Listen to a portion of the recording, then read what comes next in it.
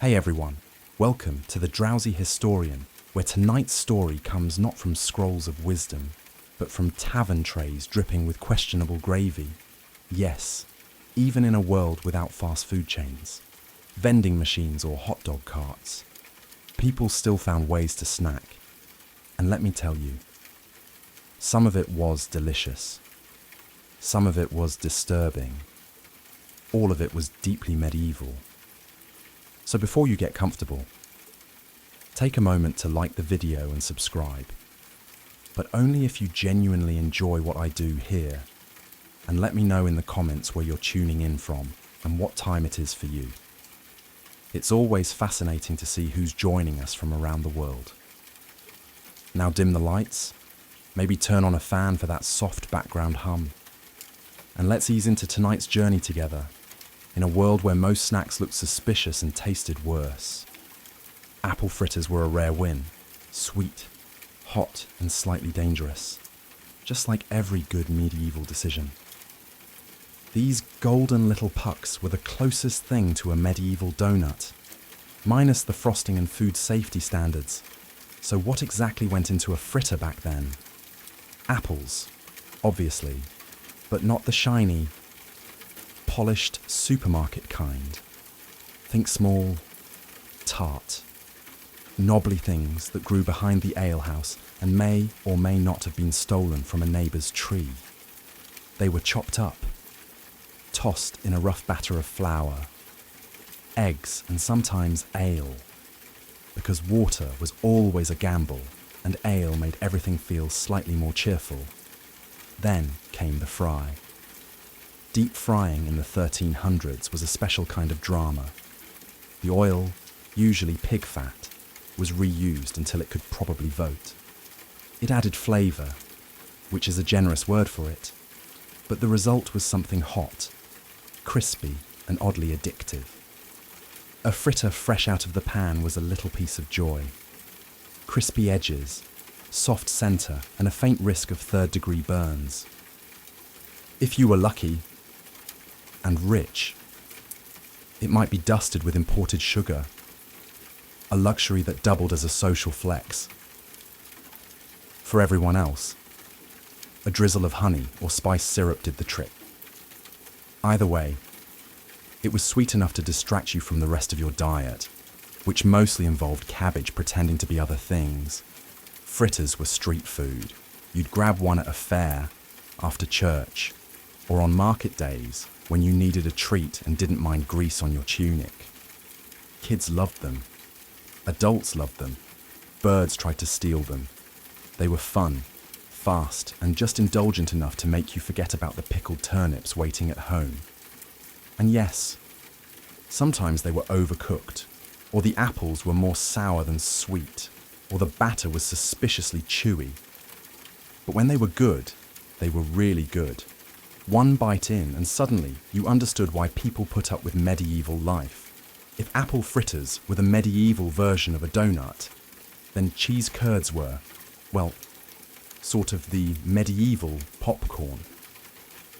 Bite-sized, slightly squeaky and wildly inconsistent. They weren't flashy. They didn't melt. They didn't stretch. In fact, they barely did anything at all. And that's what made them perfect. Let's be clear. Medieval cheese wasn't aiming for Instagram glory. It was made fast, eaten faster, and expected to survive long journeys, questionable storage and the occasional goat stepping on it.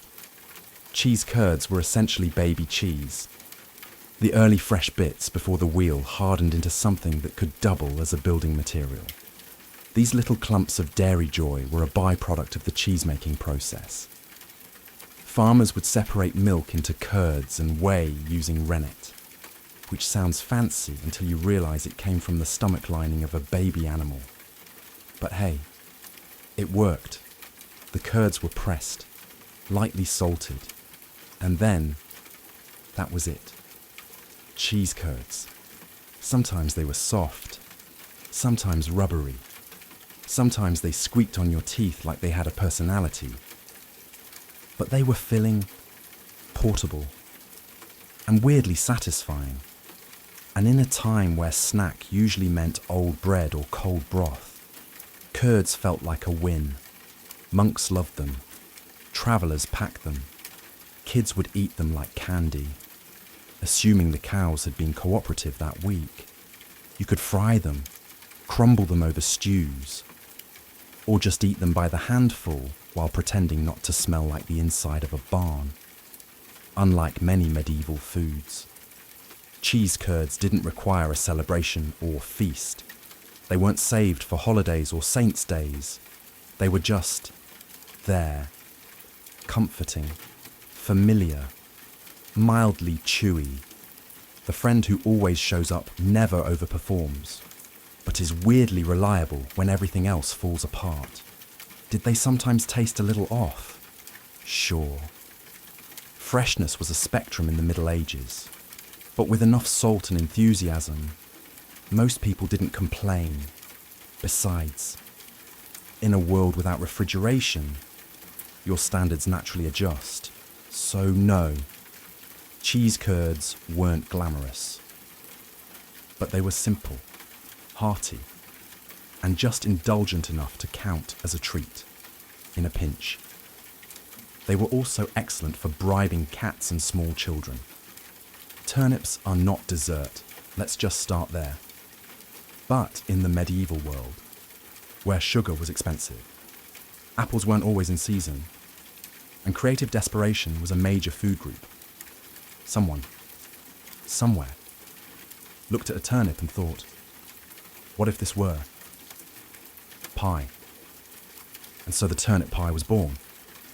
Now, to be fair, it wasn't always awful. Sometimes it was even kind of good. Think mashed turnips, hopefully tender, blended with a bit of egg.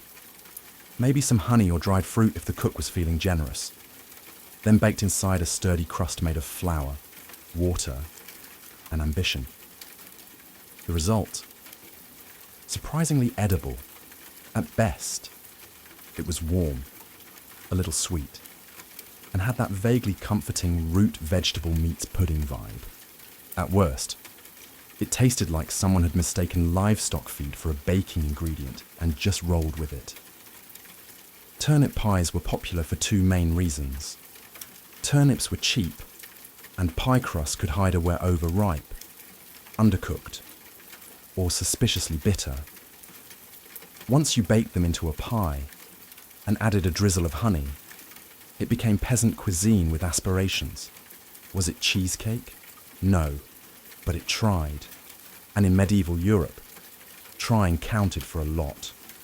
You'd find these pies at fairs, feast tables, and in particularly enthusiastic monasteries where the monks had a little too much time and a lot of extra root vegetables. Some recipes added spices, nutmeg if the abbey was rich, pepper if the cook was chaotic. Occasionally, raisins made an appearance, which only confused people further. Nobles didn't eat turnip pie unless they were slumming it for fun or pretending to relate to the common folk for political reasons. But for everyone else, it was dessert, sort of. More like an afterthought with pastry. And yet, despite its questionable logic, the turnip pie endured. People liked it, or at least they didn't dislike it enough to stop making it.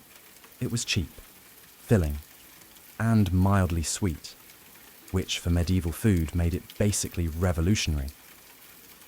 If the medieval world had a comfort food MVP, it was the meat pasty, a handheld pie stuffed with seasoned meat, tucked into a folded crust, and baked until it was golden brown or slightly scorched.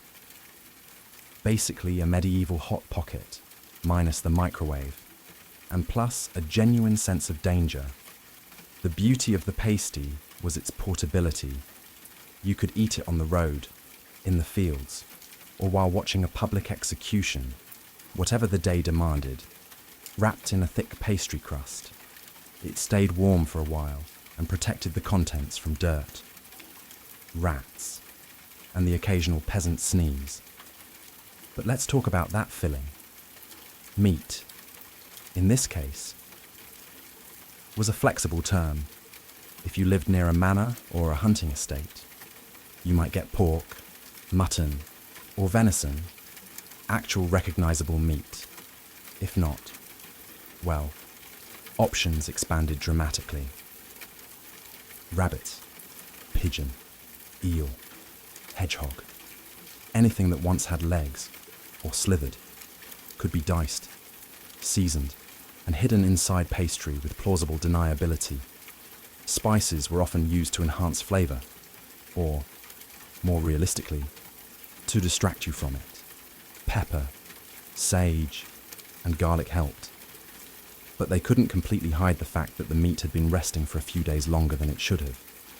Still, in a time when refrigeration was a fantasy, and lunch was often just bread and onions, a meaty pasty felt indulgent. There were even vegetarian versions, filled with root vegetables, leeks, or cheese, for fasting days, or the devout. But make no mistake, the meat ones were the crowd pleasers. They were greasy, hot, and comforting. You didn't ask what was inside, you just ate it, and hoped the cook had been in a good mood. And in case you're wondering, yes, people sometimes mark the crust with initials or symbols to claim ownership, especially among miners and labourers. In some places, the crust was extra thick along one edge, so it could be held with dirty hands and then tossed to the spirits. Or, more realistically, to rats. So were they good? Often, yes. Were they mysterious? Always. But that was part of the charm. You didn't eat a meat pasty to feel safe. You ate it because it tasted good, and you were ready to accept the consequences. In a world where brushing your teeth meant rinsing with wine and hoping for the best. Candied fennel seeds were the closest thing medieval folks had to breathe mints. Tiny, sugary, and vaguely herbal.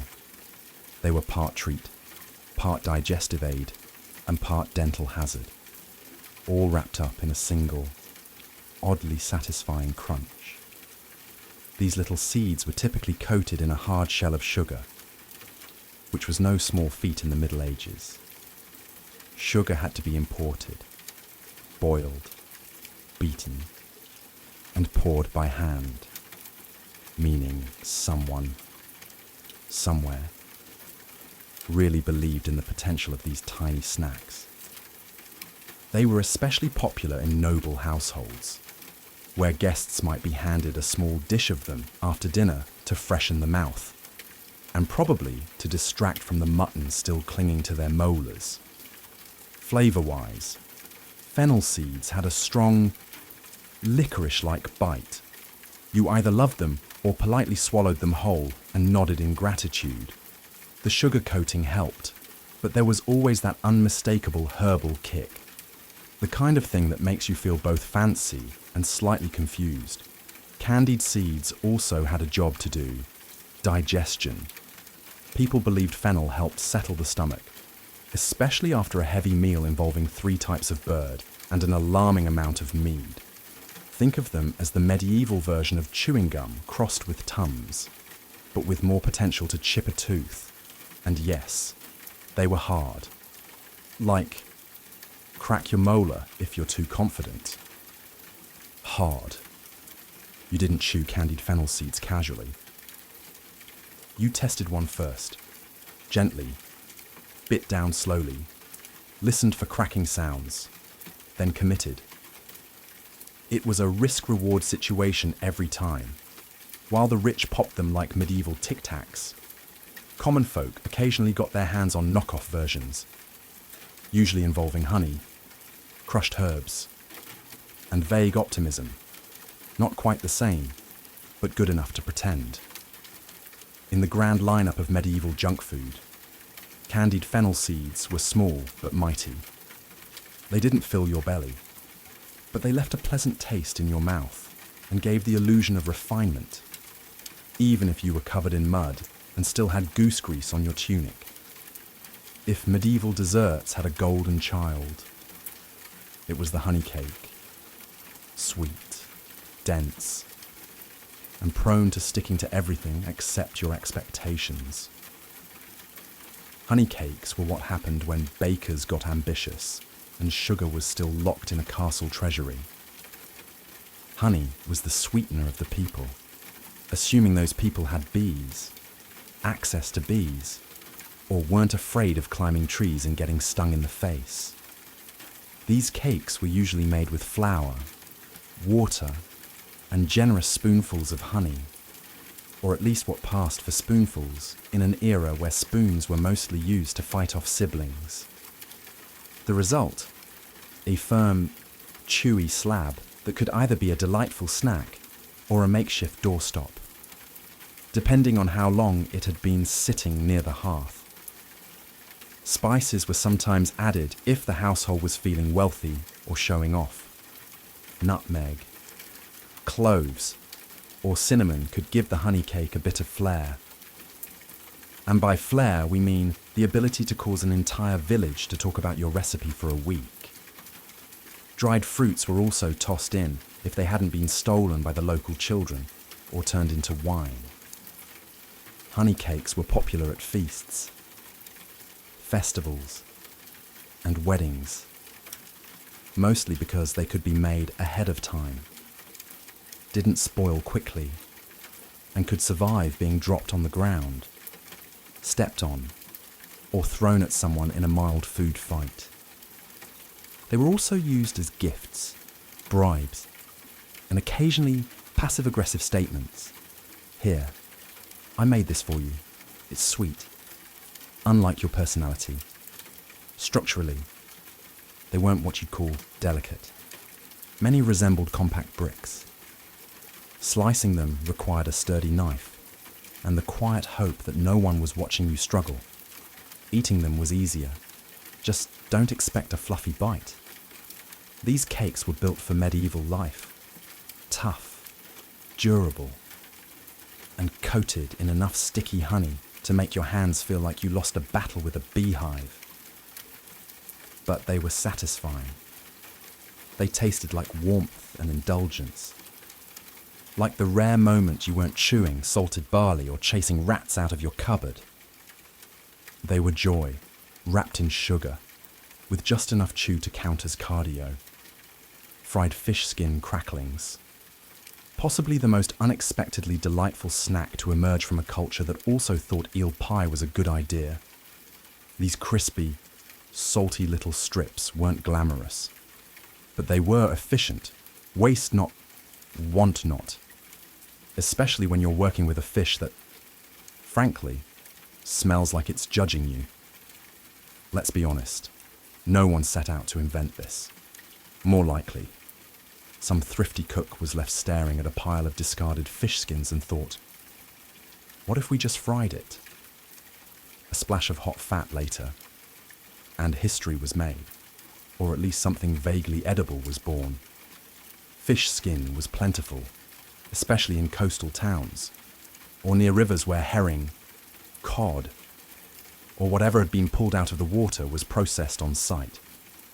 The meat went to the stew pot, the heads went to the cat, and the skin, that got thrown into a pan of bubbling oil and sizzled into submission. The result was surprisingly addictive. A thin, crispy snack that crunched like a dried leaf, but tasted like concentrated ocean. A pinch of salt elevated the experience, a hint of garlic or herbs. Well now, you were flirting with culinary excellence. These cracklings weren't just tasty, they were practical, lightweight, non-perishable-ish, and high in fat. Exactly what a medieval body craved after a day of hauling firewood or defending sheep from someone else's sheep. Soldiers packed them, sailors lived off them, peasants sold them outside taverns for a few coins, and the satisfaction of feeding drunk people something louder than their conversation. Did they sometimes still have scales? Yes. Did they occasionally curl into weird shapes that made you question your life choices? Also, yes. But by medieval standards, they were downright elegant, crispy, flavorful, and unlikely to give you dysentery. The only real drawback: smell. These things could announce their presence from 3 huts away. If you fried a batch indoors, your home would smell like Poseidon's laundry for a solid week. But you'd be forgiven, because they tasted good. When life gave you stale bread and warm beer, you didn't cry. You made the most medieval snack imaginable: bread soaked in ale, known variously as sops or trench toast. This humble creation was the original comfort food. Think French toast, but without the eggs, sugar, cinnamon, or joy. Here's how it worked. You took yesterday's bread, the kind that could double as building material, and dunked it into a bowl of ale. Not fancy craft ale with notes of citrus and a hoppy finish. No, this was flat. Low alcohol medieval ale brewed in someone's smoky-backed room with the hygiene standards of a barn owl. The bread absorbed the ale like a sponge with trust issues. It softened, swelled, and transformed from a jawbreaker into something vaguely edible. Was it tasty? In the right light, with a good mood and low expectations? Yes, kind of. It was warm, bready, and carried the gentle bitterness of fermented grain, which is to say, it didn't actively offend the palate. This snack was especially popular with the working class. People who didn't have time for multiple courses or cutlery, but still needed calories that wouldn't fight back. Bread soaked in ale was quick, hearty, and just messy enough to feel like a real break from your daily chores.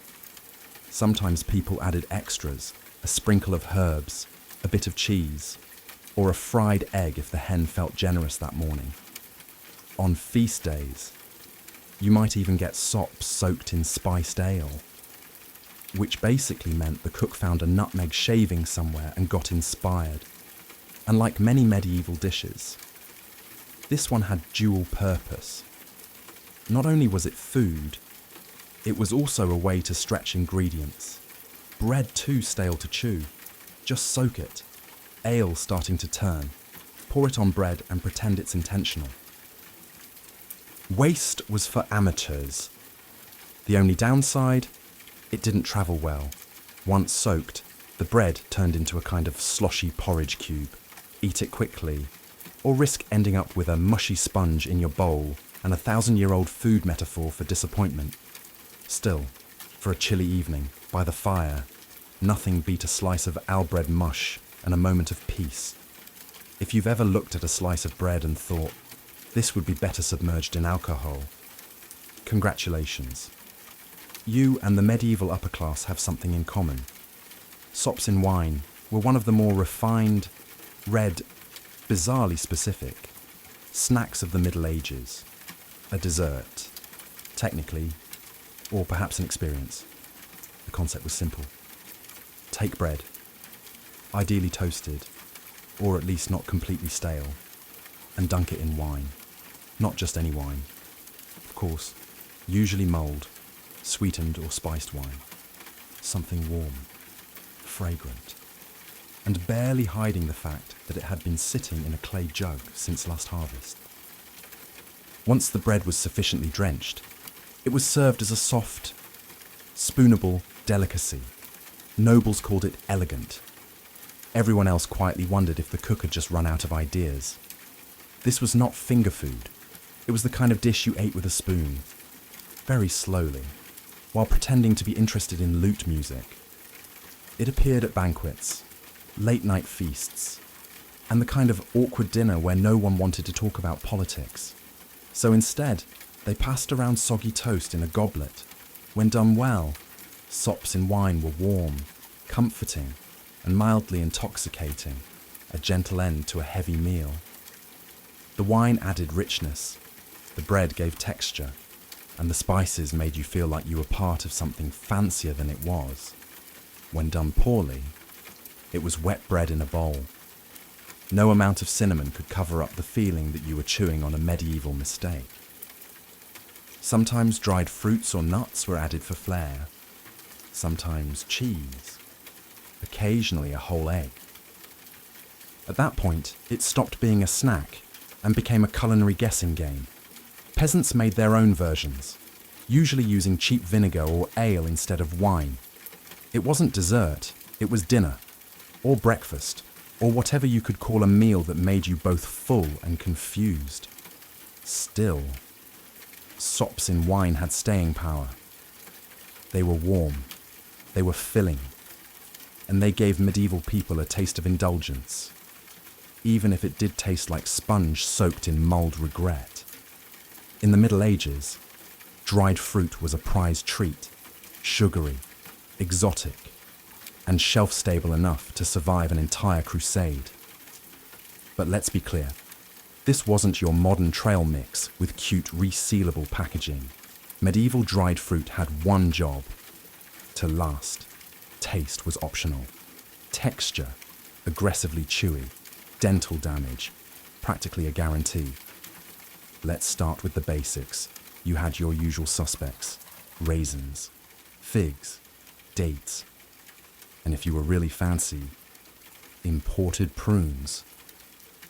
These were fruits that had been sun-dried, smoke-dried, or in some cases, just forgotten on a windowsill until they no longer qualified as moist. They were wrinkled, tough, and alarmingly dense. Kind of like an edible time capsule from last harvest. The upside: dried fruit was sweet, really sweet. Concentrated sugars turned these shriveled little things into medieval candy. Nobles loved them, monks hoarded them, and children treated them like rare loot from the kitchen. The downside: chewing them was like fighting your own jaw muscles. Figs came with seeds that doubled as medieval dental floss. Dates were sticky enough to glue your molars together. Raisins stuck in your teeth for hours. There was no such thing as snacking quietly. Still, dried fruit had its moments. It was used in pies, added to porridge, or chopped up and thrown into honey cakes to create the illusion of variety. Rich folks might wrap them in pastry, drizzle them with rose water, or soak them in wine like they were trying to impress a guest from Florence. For commoners, getting your hands on dried fruit was a special occasion, usually a holiday, a wedding, or the one day a year someone remembered you existed. When that happened, you'd eat it slowly, respectfully, possibly while hiding in the barn so you didn't have to share. Storage was easy. Dried fruit didn't spoil quickly and was often kept in little cloth sacks or clay pots. It hardened over time. Yes, but that just turned it into a longer-lasting snack, or possibly a projectile. If you were creative and had younger siblings. In short, dried fruit was sweet, luxurious, and faintly dangerous. It stuck with you, sometimes literally. You wake up hungry. You want something hearty, something fried, something that might bite back. Enter the blood pudding ball, a medieval snack so dense, so bold, so unapologetically iron-rich. It makes modern sausage rolls look like timid breadsticks. Born out of the noble tradition of using every part of the animal, these savoury spheres were proof that waste not, want not, even if what you're not wasting is blood. Let's unpack it. First, you collect fresh animal blood, usually pig, though honestly, any blood would do in a pinch. You then mix it with oats, onions, suet, that's beef fat, and spices. Once that morbid porridge reaches just the right level of grim stickiness, you shape it into balls and fry them in sizzling fat until the outside crisps up like it has something to prove. The result? Dark, crispy orbs of protein-packed sustenance with a rich, earthy flavour, which is code for you'll taste iron and mystery for the rest of the day. They were best served hot, fresh from the skillet, though sometimes they were eaten cold if your appetite outweighed your fear of congealed fat. Nobles might dress them up with pepper or serve them with eggs and ale. Peasants. They were just happy not to be chewing on boiled cabbage again. Blood pudding balls weren't elegant, but they were practical, easy to carry, high in calories, and alarmingly filling. If you ate 2, you could skip lunch. If you ate 4, you were probably a blacksmith or trying to win a dare. These snacks were common at fairs, markets, and roadside stalls where everything smelled like livestock and ambition. They were especially popular in colder months, because what warms the soul like fried coagulation? Of course. Blood pudding balls weren't for everyone. Some folks didn't love the texture. Others didn't love the concept. But in a world where survival came first and flavour came somewhere around 12th, these meaty little morsels earned their place in the medieval junk food hall of fame. Forget everything you know about pancakes. These weren't fluffy stacks with maple syrup and whipped cream. Medieval pancakes were thinner, tougher, and cooked in enough lard to make your arteries consider early retirement. But they got the job done. And in a world where your other breakfast option was thin soup that sat about its life, they were kind of a treat, made from a humble mix of flour, eggs, and water or ale. These pancakes were poured onto a sizzling iron griddle coated in bubbling pig fat. No non-stick pans, no portion control. You just ladled and hoped. The result? A flat, uneven circle with crispy, browned edges and a slightly chewy centre. The kind of pancake that could survive a horseback ride and still be mostly edible when you arrived. Sometimes it was a little burnt. Sometimes it was a little raw. Sometimes, charmingly, both. Flavour depended on what you had. A splash of ale added a nice tang. A spoonful of honey. Luxurious. A sprinkle of herbs or onions. Adventurous. But most of the time, it was just pancake and grease. Served hot and inhaled like you'd just run from a tax collector. These pancakes were democratic. Everyone ate them. Peasants, nobles, monks, merchants. Some layered them with cheese, some dunked them in broth, and others just rolled them up and called it a day. You could eat them sweet, savoury, or scorched beyond recognition, and if you had leftovers, stack them up and pretend they were cake or armour. They were especially popular during Lent and other fasting days when meat was off limits. Pancakes became a loophole, fried, filling, and somehow both humble and indulgent. Plus, they made excellent vessels for disguising other ingredients that had no business being in your mouth. And while they might not have been beautiful, medieval pancakes had staying power. They didn't need praise, they just needed a hot pan and a willing stomach. Somewhere between a snack and a sacrament. We find the medieval wafer, a thin, crisp, suspiciously light biscuit that danced the line between dessert and dental challenge. Wafers were everywhere, outside churches, at village fairs, in the hands of monks, and occasionally floating in your soup like a flat holy crouton. Let's clarify, we're not talking about chocolate-dipped, cream-filled delights. Medieval wafers were made of flour, water, eggs, and not much else. If you were feeling fancy, you could add a dash of honey or rose water, but most stuck with the basics. Thin batter poured onto hot metal wafer irons, pressed between two scorching plates like a medieval panini press. The result? Something that looked like it belonged in a communion ceremony and tasted like crispy paper with ambitions. Wafers were popular because they were portable, fast to make, and, best of all, they could be sold in massive quantities for a tidy profit. Vendors would set up outside churches on feast days, waving stacks of warm wafers at the faithful as they left Mass. Buy now. Sin later was not the slogan, but it was the general vibe. They were often shaped with religious symbols, floral patterns, or the vague imprint of a saint's face, depending on the iron mould and how tired the baker was.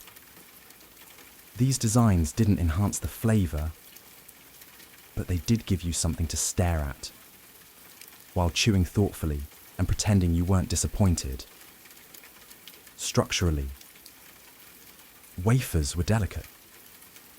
They cracked if you looked at them wrong, and shattered if you tried to break them cleanly.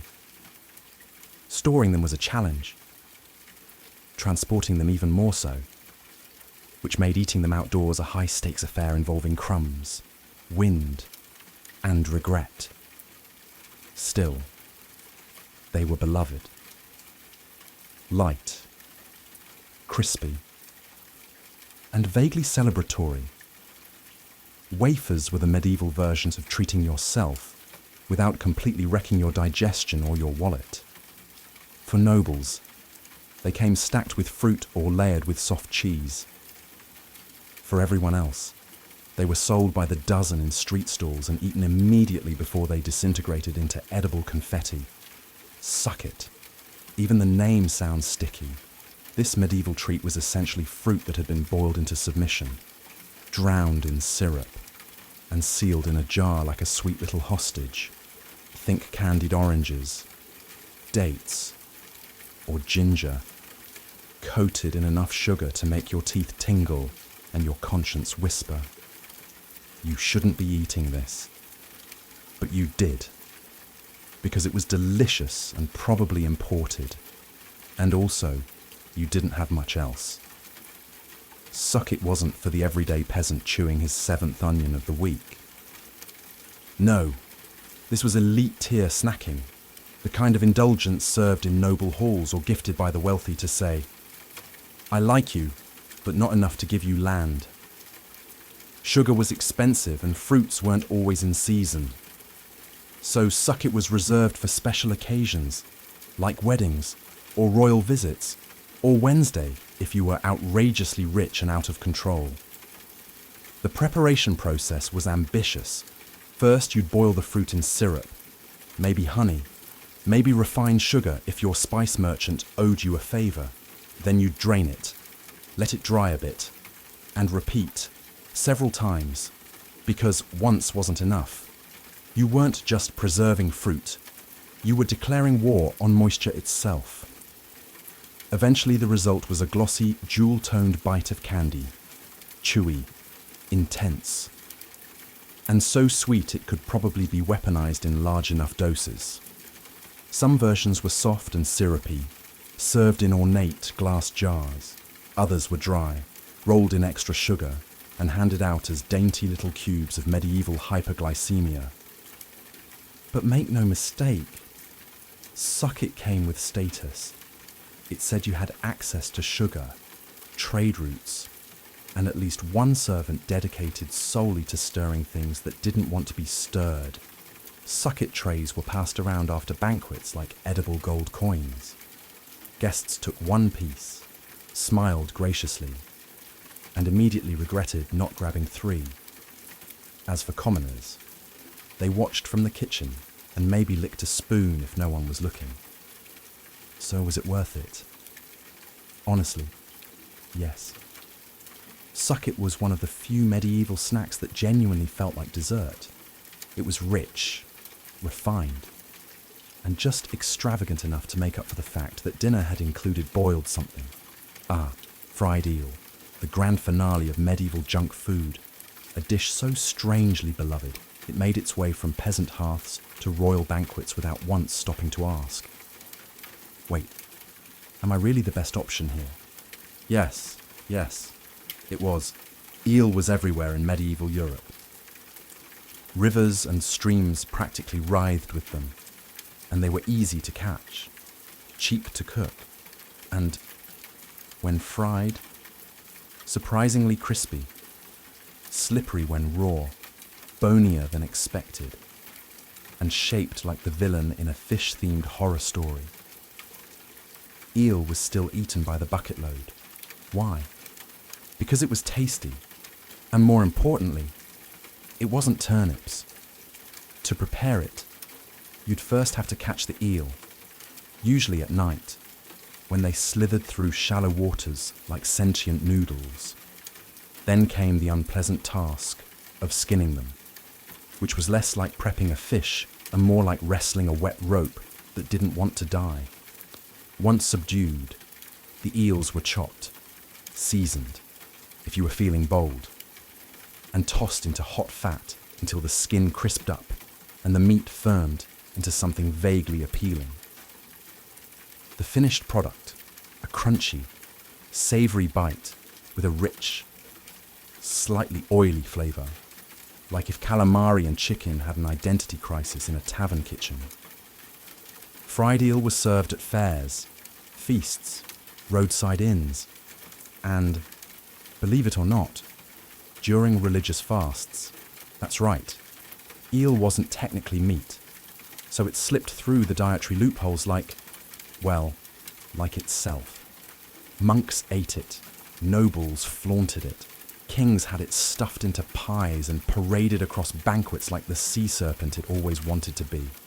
Sure, it had bones, lots of them, and yes, it occasionally wriggled long after death.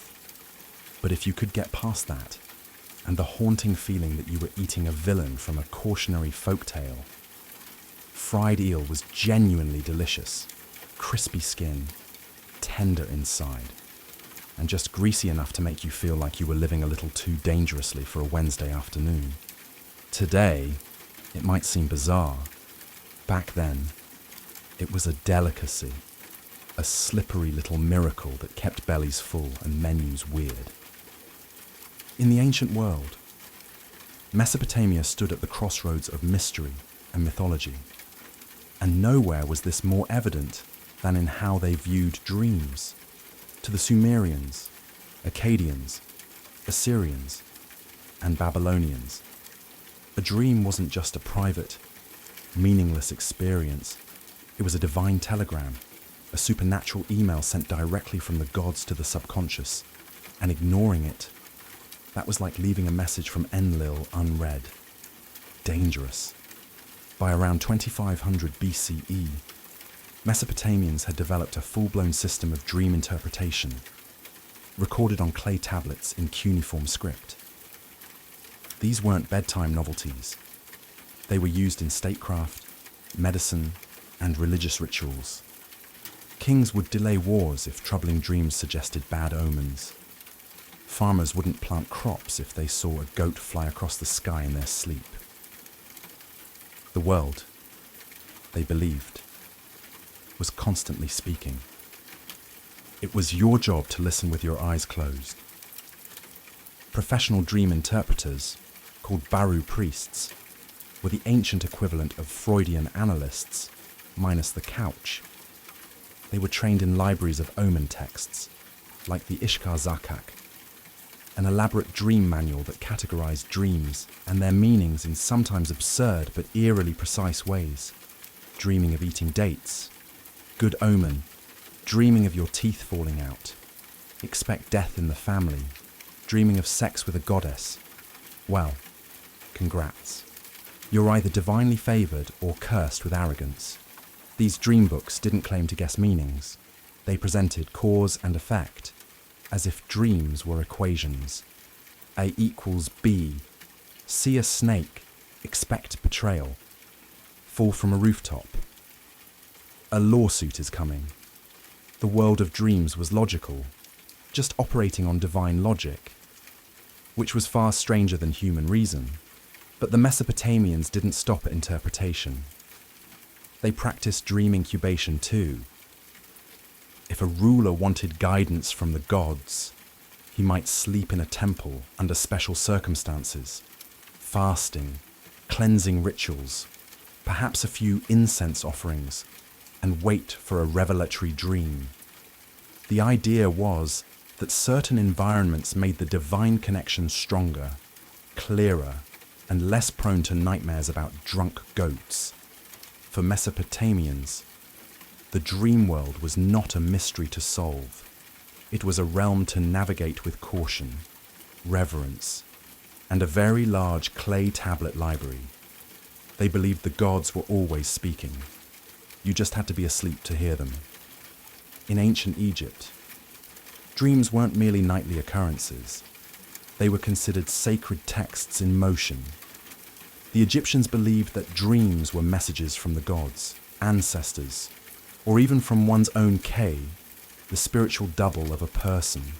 Every dream, good or bad, came with intent. It could warn, bless, instruct, or terrify. By the time of the New Kingdom, circa 1550-1070 BCE, the Egyptians had begun recording their interpretations in what would become some of history's earliest dream manuals. One of the most famous examples is the Ramesside Dream Book, written on papyrus and discovered in the village of Deir el-Medina. This wasn't light reading. It's essentially a divine diagnostic tool, listing hundreds of dreams and interpreting each based on whether the outcome would be favorable or disastrous. The logic, however, was not always intuitive. For example, if a man sees himself eating crocodile flesh in a dream, it means he will become a high official. Strange, yes, but in Egyptian cosmology, the crocodile was tied to the god Sobek, who embodied strength and power. Eating crocodile meant absorbing divine traits. That's a promotion-worthy omen. Each entry in the dream book started with the phrase, "if a man sees himself," followed by a symbolic scenario. These weren't general guesses. They were drawn from centuries of ritual knowledge, personal visions, and temple tradition, and the interpretations were often binary, marked as good or bad in red and black ink. If your dream was classified as bad, it was time to light some incense and beg a priest to intervene. Priests in temple complexes, especially those serving healing deities like Serket or Thoth, sometimes offered services in dream incubation, where supplicants would sleep in the temple and await guidance or healing through visions. The idea was to open a divine channel through purification, prayer, and controlled sleep. This wasn't mere superstition, it was healthcare, divination, and theology rolled into one night's rest. Dreams also influenced magic and medicine. Amulets might be prescribed to fend off recurring nightmares. Specific rituals could be performed to erase a dream, much like you'd erase a curse. For the ancient Egyptians, the sleeping mind was not idle. It was a stage where gods, demons, and the spirits of the dead could appear and offer glimpses into hidden truths, if you had the wisdom and a priest to decode them. In the ancient Greek world, dreams were more than divine whispers. They were clinical appointments with the gods. Central to this belief was the practice of incubation, a ritual where individuals would sleep inside a temple in hopes of receiving a healing vision. And no deity was more closely tied to this practice than Asclepius, the god of medicine. At temples known as Asclepieia, which dotted the Greek world from Epidaurus to Pergamon, the sick, the hopeful, and the desperate came seeking cures. But instead of pills or potions, they were prescribed sleep, sacred, intentional, and performed under specific spiritual conditions, before entering the temple's sleeping quarters, or abaton. A person would undergo purification, bathing, fasting, and sometimes sacrificing an animal. Only after these rituals could they lay down on a stone bed and wait for God to appear in a dream. The results, according to inscriptions and ancient testimonies, some patients dreamed of Asclepius touching them with his staff, or of snakes, his sacred animal, slithering over their bodies. They would awake and healed, or at least believe they had received divine instructions on what to do next. Whether these dreams were real, psychosomatic, or placebo-driven, The effects were profound. Greek physicians, including Hippocrates, acknowledged the value of dreams in diagnosis. They didn't dismiss them as nonsense. In fact, they believed the body could reveal its state through symbolic visions. A dream of flowing water might suggest kidney issues. A dream of being crushed could point to a chest ailment. In Hippocratic texts, dreams were often classified as either natural or divine. Natural dreams were caused by diet, digestion, or emotional stress. Divine ones, a whole other category, direct messages from the gods or the cosmos. But not all dream interpreters wore white robes and carried scrolls. The honorocrati, or dream readers, were the real stars of the public square, using dream manuals, omens, and an enormous supply of interpretive flair. They translated dreams into warnings, blessings, or instructions. The most famous of these guides was the Honora Critica, written by Artemidorus of Daldis in the 2nd century CE, a book still studied centuries later in Greece. The dream wasn't just a nighttime experience, it was a bridge between mortal and divine, body and soul, illness and healing. And if you were lucky, you'd wake up with a cure, and maybe a snake curled at your feet. Throughout the ancient world, one category of dream carried more weight than all others: the prophetic dream. These weren't just messages, they were warnings, revelations, or calls to action.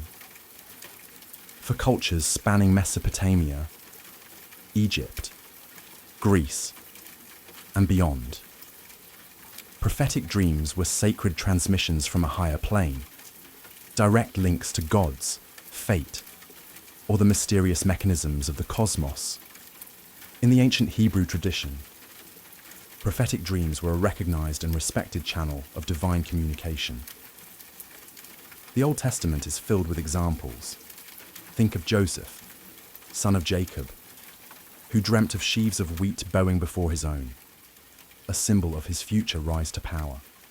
Later, as an interpreter of Pharaoh's dreams in Egypt, he predicted 7 years of plenty followed by 7 years of famine. That one dream of cows, fat and thin, altered the course of Egypt's economy. Joseph didn't just read dreams. He became a national strategist by doing so. Likewise, in Mesopotamia, kings often received dreams that foretold victory, disaster, or divine favor. The Assyrian king Ashurbanipal claimed he saw the gods in his dreams, guiding him to success in war and governance. Prophetic dreams were seen as confirmation that a ruler had divine legitimacy, essential in a world where the line between king and deity was thin. The Greeks too recognized this prophetic potential. Dreams were categorized. Those from the subconscious were called enhypnia, but those that revealed truth were called oniroi alethinoi. These were not taken lightly. Before major decisions, founding a city, declaring war, launching a voyage, Greek leaders often consulted dreams or those trained to interpret them. Dreams were so revered that they had their own minor deities, the oniroi, winged spirits who entered the sleeper's mind with messages from the gods. Even the Romans, typically more pragmatic, took prophetic dreams seriously. The Emperor Augustus was said to have dreamt of future glory, and even Nero consulted dream interpreters during his reign. Perhaps not enough considering how that turned out. The Roman general Scipio Africanus, before defeating Hannibal, reportedly had a dream of victory sent by the spirits of his ancestors. In ancient societies, prophetic dreams weren't side notes. They were tools of power, instruments of policy, and evidence of divine selection. The fate of nations, the health of empires. And the rise of legends often began with something as simple as a whispered vision in the dark. While Greek Asclepian temples are the most famous, ancient dream incubation was not exclusive to Greece. In Anatolia, modern-day Turkey, dream healing thrived in a rich blend of Hittite, Phrygian, and later Greco-Roman traditions, with temples and sacred sites dedicated to facilitating contact with divine forces through sleep.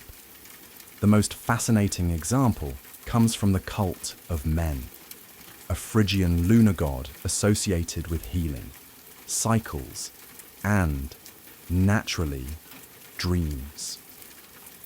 His temples often sat on hills, facing the night sky, as if positioned to catch lunar messages beamed down into the dreams of supplicants. People suffering from physical ailments, spiritual unrest, or uncertainty about their futures would come to these shrines to practice incubation, ritual sleep with the hope of receiving a curative or guiding dream. The process was similar to what we saw in Asclepian practices, but Anatolian incubation had its own twists. Worshippers would sometimes walk labyrinth paths or sleep beneath celestial carvings, believing their proximity to sacred geometry would focus divine messages.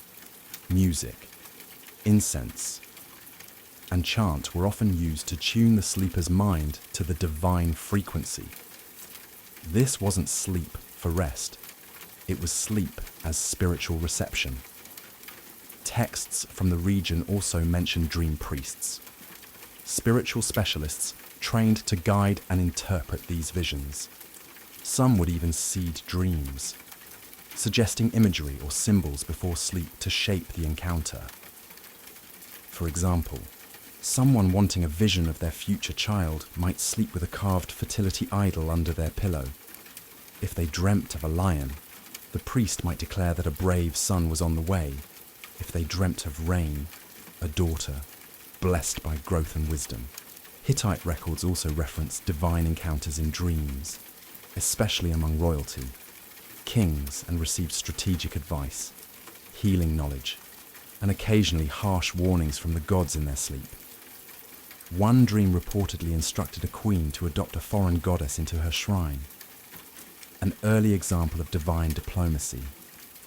Dream incubation in Anatolia wasn't just personal, it was communal and cosmic. Pilgrims travelled long distances, often forming temporary healing communities, bound not by blood, but by shared vulnerability and hope, and through sleep, they believed the gods could reset the course of their lives. In Anatolia, to dream wasn't passive. It was an act of ritual participation, where healing and prophecy flowed not from logic, but from the silent language of sleep. By the 2nd century CE, the ancient art of dream interpretation had matured into a disciplined craft, and one man took it upon himself to systematize it all. Artemidorus of Daldus, a Greek from Asia Minor. Artemidorus wrote the Onera Critica, the most comprehensive and influential dream manual of the ancient world, and unlike mystical scribes who veiled everything in divine mystery, Artemidorus approached dreams with the methodical precision of a scholar and the curiosity of a streetwise psychologist. The Onera Critica wasn't some mystical pamphlet. It was a 5-book tome, written in clear Greek, filled with thousands of dream scenarios and their meanings, culled from personal interviews, temple records, and public performances. Artemidorus claimed he spent decades collecting dream accounts from people of all walks of life: sailors, merchants, prostitutes, soldiers. His logic. If you want to understand the soul of a culture, listen to its dreams. He organized dreams into categories: actions, animals, professions, bodily functions, even types of relationships. Dreaming of flying, that could suggest freedom or arrogance. Dreaming of being naked in public, Depending on your social class, it might mean shame or future power. Dreaming of teeth falling out. That meant a loss, usually of relatives. That one seems to have stuck through the centuries. But what makes Artemidorus unique is that he emphasized context. Unlike earlier dream books, which gave static meanings, Artemidorus stressed the importance of the dreamer's status, gender, occupation, and current life circumstances. A wealthy man dreaming of a shipwreck meant business troubles. A poor man dreaming of the same thing might find new fortune. Interpretation wasn't one size fits all. It was tailored, almost like early psychotherapy. Artemidorus also tackled symbolism head-on. He understood that dreams used metaphor and irony. A dream of dying didn't mean death. It could mean renewal. A dream of sex didn't always refer to desire. It might signal dominance, power struggles, or guilt. His interpretations walk a strange line between deeply logical and incredibly bizarre. The Honora Critica wasn't just a curiosity. It was used for centuries across the Roman Empire and Byzantine world. It influenced medieval dream interpreters and was translated into Arabic, keeping the flame alive long after classical temples fell. With Artemidorus, the dream became a text to be studied, decoded not just for prophecy, but for insight. He may not have believed dreams came from gods, but he certainly believed they came from somewhere deep, strange, and worth exploring. Not all dreams in the ancient world were gifts from the gods. Some were terrors from the depths, dark, haunting visions believed to come from restless spirits, demonic forces, or even the underworld itself. These weren't seen as mere bad nights of sleep. They were warnings, punishments, or omens of things to come. The Babylonians were among the first to differentiate dreams of divine origin from those that came from malevolent forces. If a dream caused fear, illness, or distress, it was considered polluted, and a priest would be called to perform apotropaic rituals, cleansing spells, offerings, or symbolic actions designed to neutralize the dream's effect. For example, if someone dreamed of being chased by a demon, the interpreter might recommend sleeping with a protective amulet under the pillow or burning cedarwood incense to ward off evil spirits. The Egyptians also had a well-developed idea of nightmare prevention. Certain dreams were believed to be caused by malicious entities, including the dead. Amulets bearing the eye of Horus, or images of Bez, the dwarf god who protected households from dark forces, were worn to guard against these attacks. Some people even recited dream-erasing spells upon waking, treating the nightmare as a contagious curse that had to be spoken out of existence before it could manifest in the physical world. In Greek thought, nightmares often signified a message not from the Olympians, but from chthonic deities, gods of the earth and the underworld, Hades, Persephone, and even the terrifying Erinyes, Furies, could appear in dreams to express divine displeasure or signal a crime left unpunished. Dreamers who ignored these warnings did so at their peril. The philosopher Plato, in the Republic, even described the dream as a battleground between reason and appetite, where the lower parts of the soul ran wild. For him, the nightmare was not just a spiritual warning, but a psychological one, an indication that your inner self was out of balance. Even the Romans, practical as ever, feared dreams of certain animals, like owls, snakes, or wolves, as signs of impending death, betrayal, or war. They believed the dead could visit the living through dreams, sometimes to warn, sometimes to accuse. In every culture, nightmares were more than bad dreams. They were seen as cosmic red flags. reminders that the seen and unseen worlds were always connected, and that even in sleep, there was no true escape from fate. In the ancient world, dreams weren't just spiritual. They were political assets, rulers, priests, generals, and prophets often weaponized dreams to justify decisions, sway public opinion, or consolidate authority. When the gods spoke in sleep, those in power were quick to say, "They spoke to me."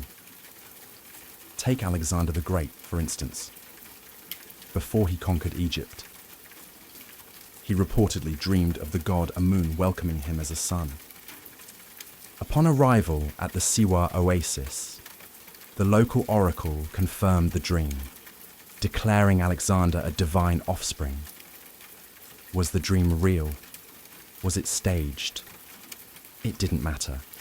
The message solidified his rule and painted him as more than mortal, a living god in the eyes of his troops and subjects. Dreams were especially useful during political transitions or uncertain times. In ancient Rome, Augustus claimed to have dreamed of a great victory at Actium, which he won against Mark Antony and Cleopatra. Afterward, this dream was immortalized in literature and coins, turning it into a sacred narrative. Later, emperors followed suit. If the gods supported your dream, who dared oppose your actions? Priests and oracles often played into this. Dream interpretation became a theological tool, especially when it aligned with the interests of a ruler or temple elite. Suppose a rebellious governor dreamt of disaster. The priest might interpret it as divine punishment for challenging imperial authority.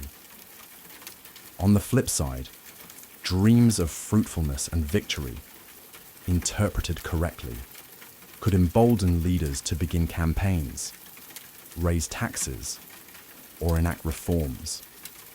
This wasn't limited to men. Queen Hatshepsut of Egypt claimed in temple inscriptions that her birth was foretold in a dream by the god Amun, who appeared to her mother and prophesied divine rulership. By framing her reign as destined in dreams, she strengthened her legitimacy in a male-dominated throne. Prophets in the Hebrew Bible also used dreams to challenge kings. Daniel, for instance, interpreted Nebuchadnezzar's dream of a great statue, forecasting the rise and fall of empires. It wasn't just dream reading, it was geopolitics wrapped in allegory. In every civilization, dreams allowed leaders to say, "This is not just my will, it is the will of heaven." Whether divine revelation or calculated propaganda, dreams were a powerful currency, turning the subconscious into statecraft, one vision at a time. Though the ancient temples have crumbled and the priests of dream now sleep beneath layers of dust, the legacy of ancient dream interpretation lives on, whispering through time, science, and psychology. Much of what we believe today about dreams, our fascination with symbolism, recurring motifs, even nightmares, has roots in ancient frameworks that tried to make sense of the sleeping mind. The medieval world inherited these traditions wholesale. Islamic scholars translated the Onera Critica of Artemidorus into Arabic, refining and expanding on it. In Islamic mysticism, dreams became deeply respected as means of divine guidance. Meanwhile, Christian monks and theologians began cataloguing dreams of saints and martyrs, visions that often predicted future miracles or divine justice. The same structure remained: sleep as a portal to the sacred, dreams as veiled messages, and interpreters as the bridge between human and divine. Fast forward to the 19th and 20th centuries, and we meet Sigmund Freud, who, despite rejecting religious interpretations, borrowed heavily from the symbolic structure pioneered millennia before. in the interpretation of dreams. 1899. Freud argued that dreams expressed repressed desires and fears, but he still used ancient tools: metaphor, symbol, narrative. His protege, Carl Jung, went further, describing the dream world as populated by archetypes, universal figures like the shadow, the hero, and the wise old man. Eerily similar to figures one might find in a Greek temple or Babylonian omen list. Even modern neuroscience, while stripping dreams of their mysticism, still respects their complexity.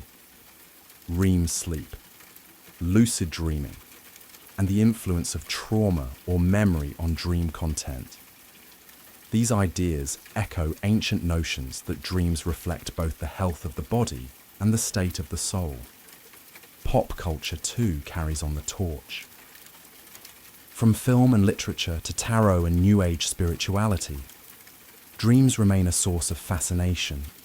Whether it's a horror film based on sleep paralysis or a dream journal app promising self-discovery, the ancient idea still pulses beneath that what we see in sleep matters. In the end, the ancients may not have had brain scans or sleep labs, but they understood something we still chase today. Dreams are not random. They are stories, signals, or shadows, whispered in the language of gods, ancestors, or ourselves. The question remains the same across time. What is your dream trying to tell you? In the mid-19th century, the United States was a country stretching at the seams.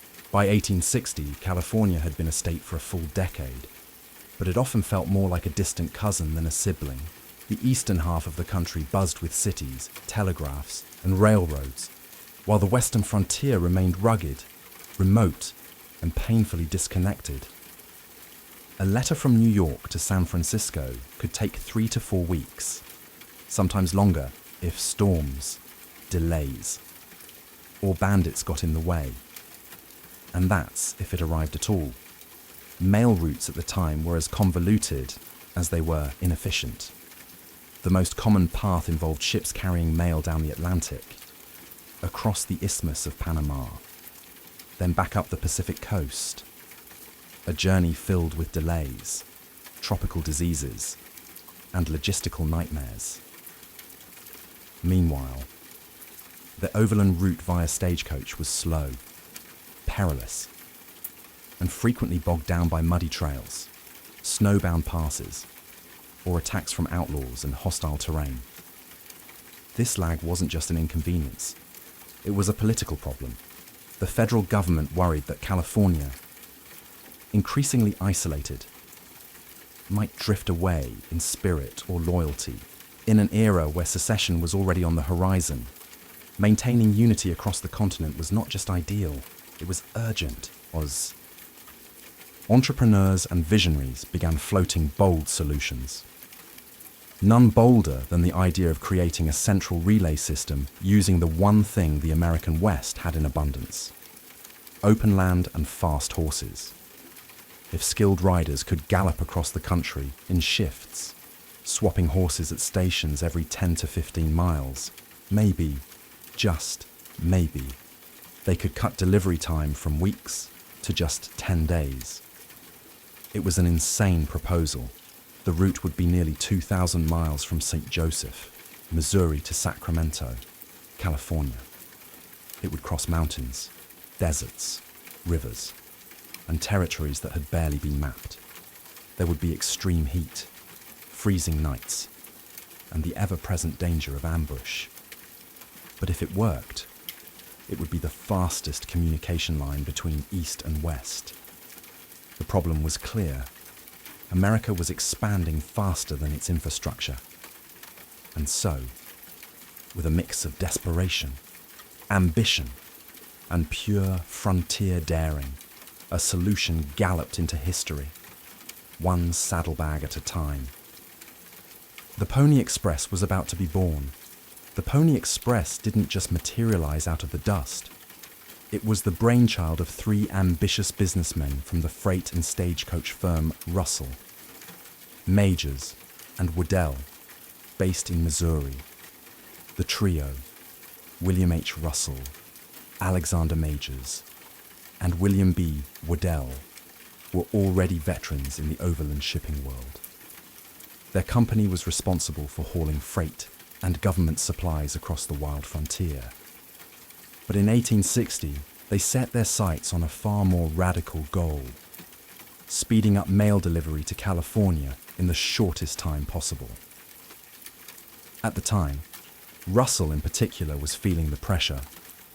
His reputation was on the line due to financial scandals and failed ventures. He saw the Pony Express not just as a patriotic service, but as a personal redemption arc, a way to restore his name and gain favor with the government. If they could prove their relay system worked, they hoped to land a lucrative federal mail contract. Alexander Majors brought the logistics brain. A devout and meticulous planner, he demanded discipline from his employees, even requiring riders and station masters to swear oaths against drinking and cursing. He also developed a highly structured system for the express. Stations would be built every 10 to 15 miles, larger home stations every 75 to 100 miles, and the entire route would be maintained like a military operation. William B. Waddell, the quietest of the trio, provided the legal and financial backbone, while Russell was the salesman and Majors the operational genius. Waddell kept the books and ensured the company stayed afloat, at least for a while. Together, the three poured hundreds of thousands of dollars into the venture. They bought over 400 horses, hired more than 80 riders, and built roughly 190 stations across the most remote parts of the frontier. They knew it was a gamble, and they knew the route would be grueling. But they also knew that whoever solved the communication crisis would earn a permanent place in American history. And so, without any government funding, they launched the service themselves. It was a bold move. Financially reckless, logistically insane, and yet deeply symbolic of American grit. In April of 1860, the Pony Express was ready to ride. The race against time and terrain was on. Creating the Pony Express route was like building a fragile bridge across a continent, with no safety net and almost no margin for error. The full distance spanned nearly 2,000 miles, stretching from St. Joseph, Missouri, to Sacramento, California, through a dizzying array of landscapes: rolling plains, mountain ranges, high deserts, and dangerous river crossings. To make this insane idea work, the founders built a chain of approximately 190 relay stations, spaced every 10 to 15 miles, about the distance a horse could ride at full speed before tiring. Every 75 to 100 miles, a home station provided rest and shelter for the riders, where they could sleep, eat, and hand off the mail to a fresh rider. But the real backbone of the express was the horses, more than 400 in all. They were chosen not for looks or stature, but for sheer speed and stamina. In the east, fleet-footed thoroughbreds ruled the prairie. In the rugged west, compact and hardy mustangs carried the mail across the mountains and desert. These were the Ferraris of the frontier.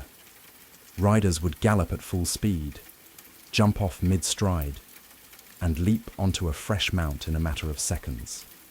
Each station had to be manned, stocked, and secure. Some were little more than sod huts or wooden shacks.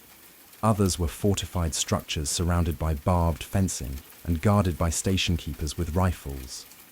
Supplies, water, feed, and food had to be transported in advance. This meant months of preparation, and it all had to be done in some of the most remote, inhospitable land in America. Weather posed one of the biggest threats. Riders would endure snowstorms in the Sierra Nevada, sandstorms in the Utah desert, and brutal summer heat on the trails were daily hazards. And then there were human dangers, bandits, outlaws, and the rising tensions of conflict with Native American tribes. But despite the chaos, the system worked, with riders swapping every 75 or 100 miles, and fresh horses every 10-15. The mail flew across the continent in as little as 10 days, a revolutionary speed at the time. It was a logistical miracle stitched together by courage, sweat, and raw determination. In a land where miles meant isolation, the Pony Express stitched together a fragile thread of connection, one hoofbeat at a time. On April 3rd, 1860, the Pony Express made its historic debut in St. Joseph, Missouri. A crowd gathered at the stables of the Pikes Peak Stables building, buzzing with excitement. The inaugural rider, most likely Johnny Fry, though records are somewhat disputed, mounted his horse, took the leather mochila, a specially designed mail pouch, and dashed off westward at breakneck speed. The crowd cheered, cannons fired, and just like that, a new chapter in American history thundered to life. The mailbag Fry carried weighed around 20 pounds, filled with letters, newspapers, and telegrams bound for California. A telegraph message had already been wired from Washington, D.C., and would now travel the rest of the way on horseback, symbolizing the union of technology and raw human effort. At the same moment, a counterpart in Sacramento rode eastward, launching the bi-directional relay. Between them stood nearly 2,000 miles of wilderness, 190 stations, and some of the harshest terrain North America had to offer, and they planned to cross it in just 10 days. Each rider on the route carried the mochila from one station to the next, leaping off a lathered horse and onto a fresh one in under 2 minutes. The mochila was ingeniously designed. It had 4 locked pouches and could be quickly slipped over the saddle horn without unstrapping anything. Speed was everything. Riders were expected to maintain a pace of 10 miles per hour, even in the dead of night through rain, snow, or hostile territory. Despite the chaos, the first ride succeeded. The mail from Missouri reached Sacramento in 9 days and 23 hours. A triumph. Newspapers hailed it as a miracle of modern communication, and the legend of the Pony Express was born almost overnight.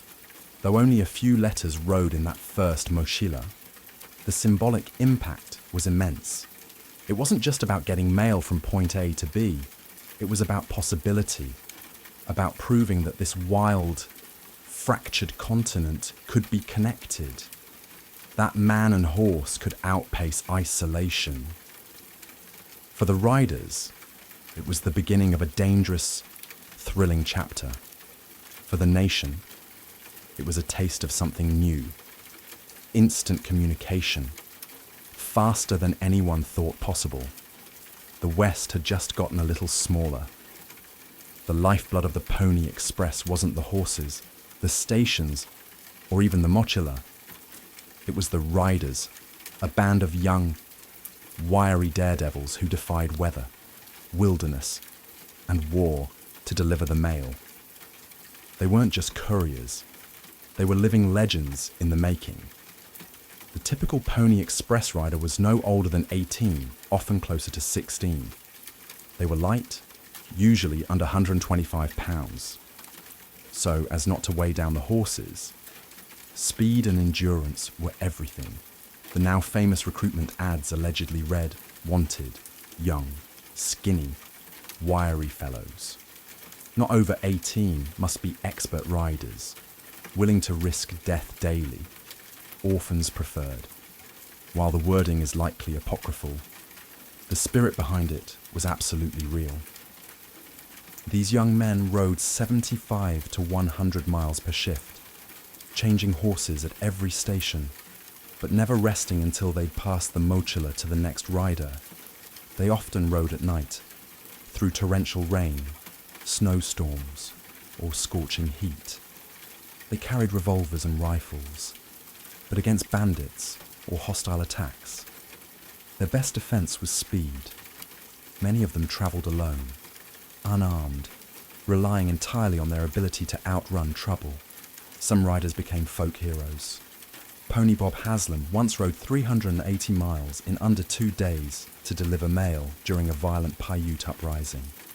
Despite being wounded by arrows, William Buffalo Bill Cody, who would later become a Wild West showman, claimed to have ridden for the Express at age 15, though historians debate the accuracy of that tale. Regardless, the reality was already dramatic enough.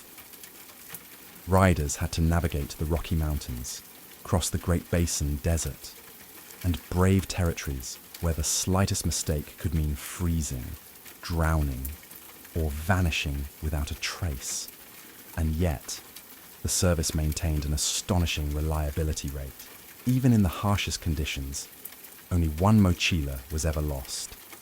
Despite the danger, many riders loved the job. They were paid well for the time, $100 to $150 per month, a small fortune for a teenager, and they relished the thrill, the speed, and the sense of purpose. They weren't just riding mail, they were stitching the country together. The riders of the Pony Express were more than messengers. They were symbols of American courage, endurance, and tenacity, galloping through myth and memory with every hoofbeat. And for 18 unforgettable months, they proved that no frontier was too wide to cross. Riding for the Pony Express wasn't just a job. It was a daily gamble with death. The riders faced a gauntlet of perils that would have made most grown men turn back. And yet, these mostly teenage boys pressed forward through nature's wrath, armed enemies, and a land that often seemed determined to swallow them whole. One of the most persistent threats came from the environment itself. Riders braved blizzards in the Sierra Nevada, blistering heat across the Nevada desert, and sudden thunderstorms that could flood river crossings or turn dirt paths into impassable muck. Slipping off a horse in freezing conditions could mean hypothermia. One wrong move in a swollen river could end in drowning, and many came dangerously close. Then there were the animals. Packs of wolves sometimes chased riders at night. Rattlesnakes coiled in trailside brush, and mountain lions stalked the high passes.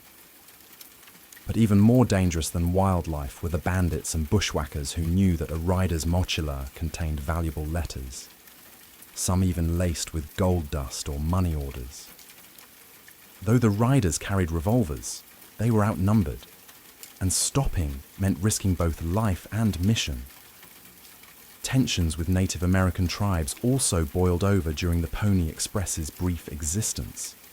The Paiute War in 1860, sparked by grievances over land, broken promises, and settler encroachment, led to several attacks on Pony Express stations. Riders were ambushed, station keepers were killed, and multiple stations were burned to the ground. The most famous episode occurred when Pony Bob Haslam galloped nearly 190 miles through hostile territory to carry the mail, suffering wounds from arrows, but completing his route regardless. Even isolation was a danger. Riders were alone, often for hours, with nothing but their horse, their weapon, and the looming dark. A broken leg, an injured horse, or a missed station could mean dying alone in the wilderness, never found. And yet, they rode. Despite all this, the system endured. Mail was delayed, but rarely lost. Riders were occasionally wounded, but they almost always made it through. In 18 months of operation, only a handful of men were killed on the job. The Pony Express wasn't a fantasy of the Wild West. It was a brutal, often terrifying reality. But in surviving these dangers, the riders became legends, proving that even the most unforgiving terrain could be tamed, if only for long enough to deliver the mail. Though the Pony Express only operated for 18 months, its impact on the United States was swift, far-reaching, and undeniably profound, in a country teetering on the edge of civil war, and desperate to feel unified across its vast landscape. The Express proved one thing loud and clear: distance was no longer destiny. Before the Pony Express, it took weeks for letters to travel from the East Coast to California. Important political decisions, commercial deals, and personal news often arrived too late to matter. But with the Express, mail could reach San Francisco in just 10 days. Suddenly, Californians were no longer out of sync with the rest of the country. Businesses grew bolder. Newspapers could report near real-time updates from across the nation. Families felt closer. And most importantly, the Union felt more connected, which would become critical as the Civil War loomed. Politically, the Express also reassured the federal government that the West was within reach. It symbolized national strength and cohesion at a time when fragmentation felt dangerously close. President James Buchanan received regular updates from California during the tense months leading up to Lincoln's election.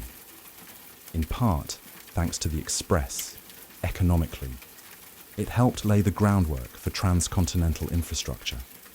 The stations built across remote territory became future sites for railroads, telegraph lines, and stagecoach routes. Many Pony Express routes would later be absorbed into more permanent communication systems. What was once a bold gamble became the blueprint for how America would connect itself coast to coast. And culturally, the Pony Express became the embodiment of frontier spirit. Newspapers romanticized the riders, creating instant heroes.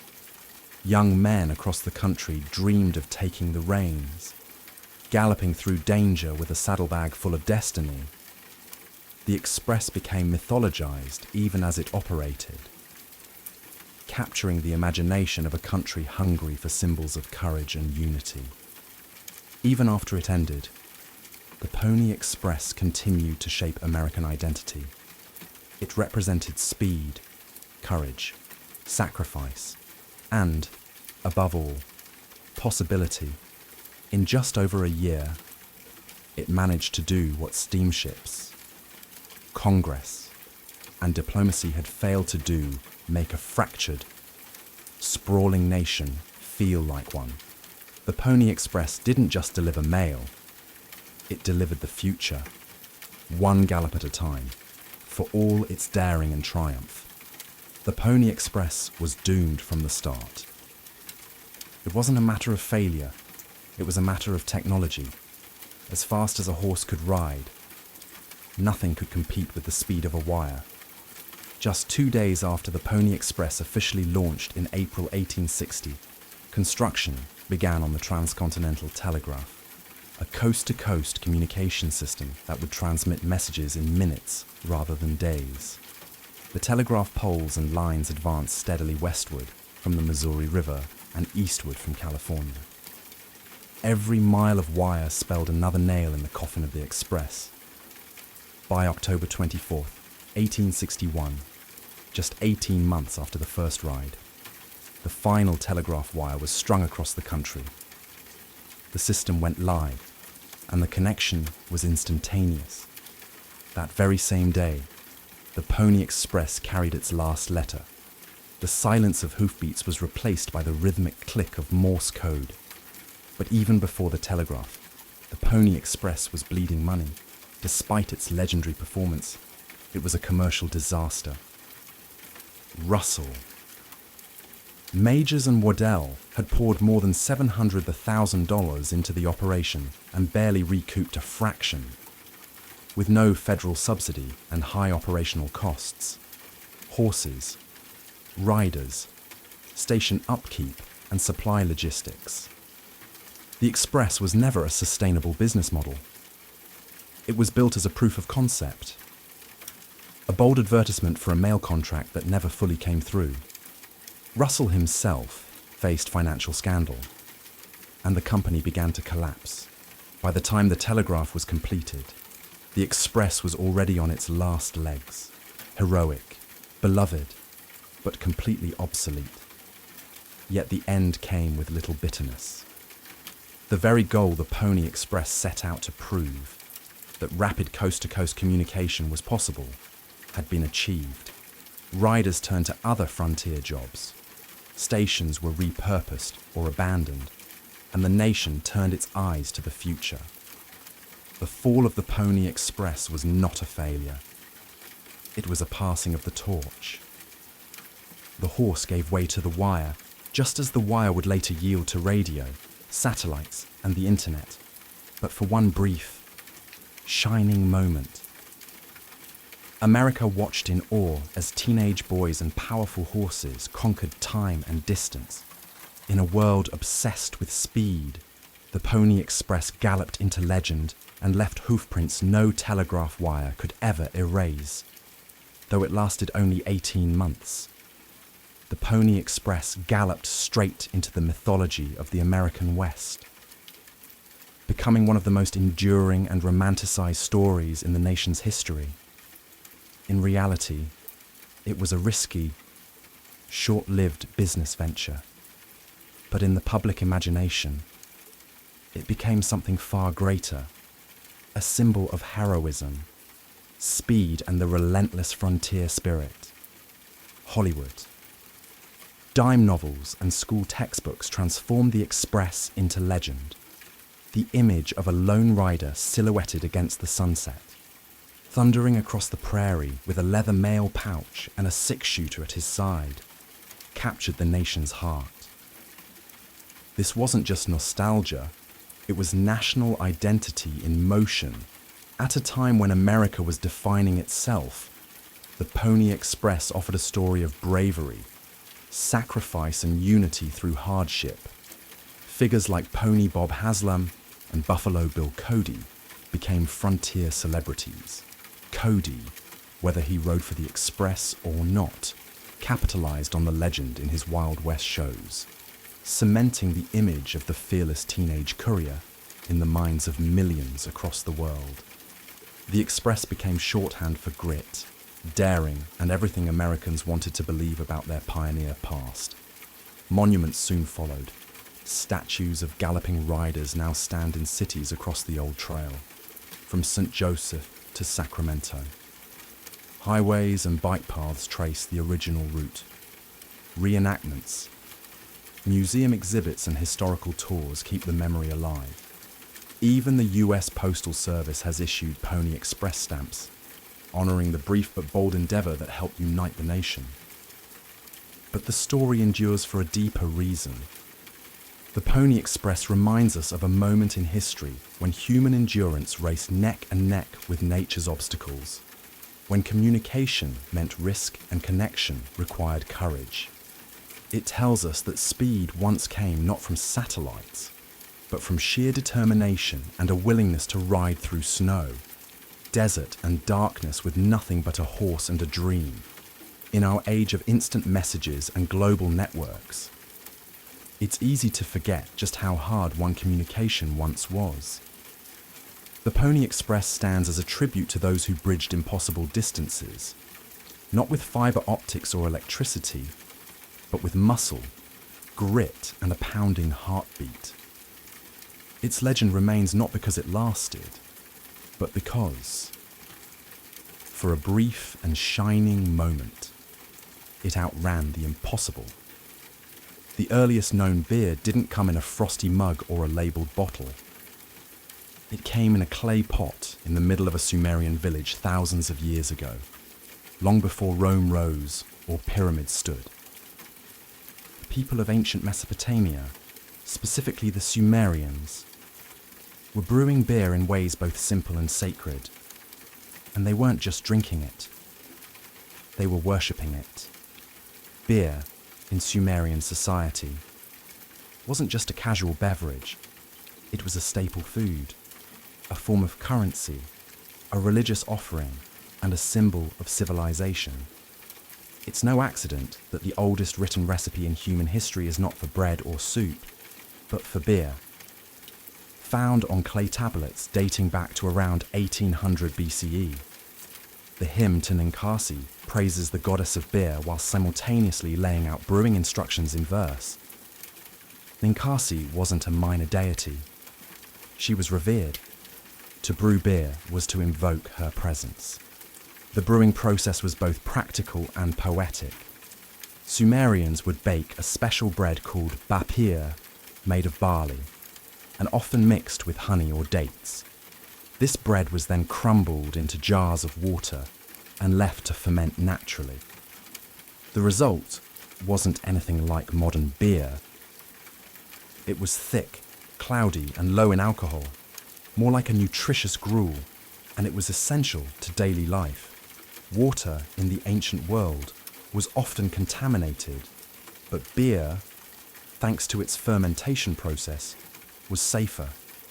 It was rich in calories and nutrients, and it became a vital part of the diet for labourers, priests and royalty alike. Workers on temple projects or irrigation ditches were frequently paid in beer rations, which could amount to several litres a day. Socially, beer was a communal experience rather than drinking from mugs. People often gathered around large ceramic vessels and drank through long reed straws, filtering out the sediment. It wasn't just about getting drunk. It was about bonding, surviving, and even honouring the gods. In many ways, beer helped define what it meant to be Sumerian. It was embedded in rituals, law codes, agriculture, and economics. It was liquid civilization, both a daily necessity and a sacred act. And it set the stage for brewing cultures across the ancient world, from the banks of the Tigris to the shores of the Nile. If the Sumerians gave beer its spiritual beginning, the Egyptians industrialized it. By the time the Old Kingdom was rising along the Nile, beer had become more than a sacred drink. It was a pillar of Egyptian society, woven into everything from daily meals to divine offerings and funeral rites.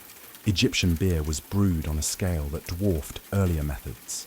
At large temples and palace complexes, massive breweries operated as part of the state economy. In fact, beer production was often overseen by religious institutions. The Egyptians believed beer was a gift from Osiris, god of agriculture and fertility, and it featured prominently in ceremonies honouring deities such as Hathor, the goddess of music, fertility and joy, frequently associated with intoxication and revelry. The brewing process was similar to that of the Sumerians, but had evolved in both technique and scale. Bread made from emmer wheat or barley was partially baked, crumbled into large vats, and mixed with water. Dates or honey were added for sweetness, and the mixture was left to ferment in ceramic jars. The resulting beverage was thick, unfiltered, and highly nutritious, sometimes consumed with a spoon rather than sipped. Beer wasn't just for the living. Tombs were stocked with jars of beer for the afterlife. Alongside loaves of bread and meat, beer was considered so essential that no respectable journey to the next world could be imagined without it. Recipes for the dead, lists of beer offerings to the gods, and murals showing the brewing process all highlight its spiritual weight. But beer also fueled the labour economy. Workers who built the pyramids weren't slaves. They were paid labourers, and part of their daily rations included beer, sometimes up to 4 litres a day. This wasn't an indulgence, It was hydration, nutrition, and morale all in one. One archaeologist even called it the ancient Egyptian energy drink. The state maintained strict control over production and distribution. Taxes were levied in beer, and its quality was regulated. Women, especially priestesses and temple workers, were often involved in brewing, reinforcing its connection to both domestic life and sacred power. In short, beer in Egypt wasn't a side note, it was central. It nourished the people, pleased the gods, and filled the tombs. And like the Nile itself, it flowed through every part of Egyptian life. Across ancient civilizations, beer wasn't just a drink, it was divine communion. Its frothy presence was invited into temples, funerals, and festivals. Fermentation was not seen as a chemical process, but as a mystical transformation, a gift from the gods that turned simple grain into sacred liquid. To brew beer was to interact with the spiritual world, and to drink it was to partake in something more than sustenance. In Sumer, the goddess Ninkasi embodied this connection. Her hymn was both prayer and instruction, an act of devotion, and a manual for sacred brewing. Rituals likely began with chants to invoke her presence before fermenting began. It's possible that the final beer was shared as part of temple offerings, given to priests and even poured out in libation to the gods themselves. In Egypt, the spiritual use of beer was woven even deeper into the religious fabric. Temples brewed their own beer for daily offerings, sometimes dedicating hundreds of jars at once. During the annual festival of drunkenness, worshippers celebrated the myth of Sekhmet, the lion-headed goddess of destruction who was tricked into drinking beer dyed red to resemble blood. The result, her bloodlust was sedated and humanity was saved. It's a powerful tale of how beer was literally seen as a force that could tame divine wrath. Priests and priestesses played active roles in the brewing process, and many religious texts mention specific ritual brews intended for ceremonies. The presence of beer in funerary rites was also key. It was believed to sustain the soul on its journey to the afterlife. Some tomb inscriptions even list precise beer offerings alongside prayers and hymns. Outside the temples, seasonal festivals often involved large-scale communal drinking. These were not casual parties. They were acts of connection between the human and divine realms. Whether celebrating a harvest, honoring the dead, or marking a solstice, beer helped blur the line between the mundane and the mystical. Even in later cultures, like the Hebrews or the Hittites, beer retained spiritual undertones. While wine gained favor in elite rituals, beer remained tied to fertility, the earth, and the working class, maintaining its ancient role as a sacred and grounding force. In the ancient world, drinking beer wasn't just about thirst. It was about aligning yourself with cosmic rhythms, with gods, nature, and the cycle of life and death. Beer wasn't just a product of civilization, it may have been a cause of it. Some historians and archaeologists now argue that the desire to brew beer was one of the driving forces behind early agriculture and settlement. While grain was certainly grown for bread, the possibility that humans began cultivating cereals in part to make beer is gaining increasing scholarly support. If true, beer isn't just a byproduct of civilization, it's one of its founding pillars.